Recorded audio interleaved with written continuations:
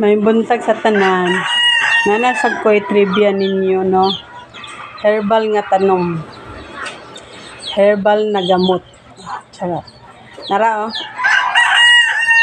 Hindi, ara. Ano siya?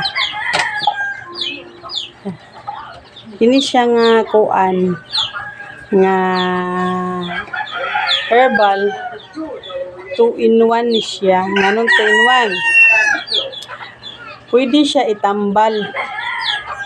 No, pwede siya itambal. Lagaon nimo ang dahon ani og imnon og nakay kanang para sa nang sakit imong tiyan o kanang lagay gipamatis mo lawas. Pwede ni siya imnon kay dalas tanan man gud ni.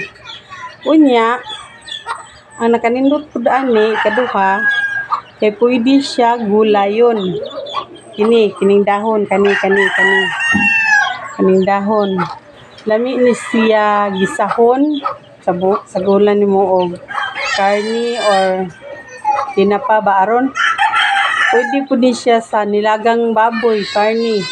Sabi na kanang ribs, isagol mo lami kay ni siya. O kanang magsabaw og isda. Lami kay ni siya isagol. Mo ni siya gitawag 2-in-1 nga herbal. Kaya pwede gulayon, pwede itambal. Tapos, isa pa. Napansin ninyo, kahawig siya og dahon sa tuba-tuba. Hawig lang ha. Basin unyag magulay mo og dahon sa tuba-tuba na impas gyud. Ma-mute gyud mo kinalive. Ayaw gyud ha. Hawig lang gyud siya sa tuba-tuba. O gato lang. Bye.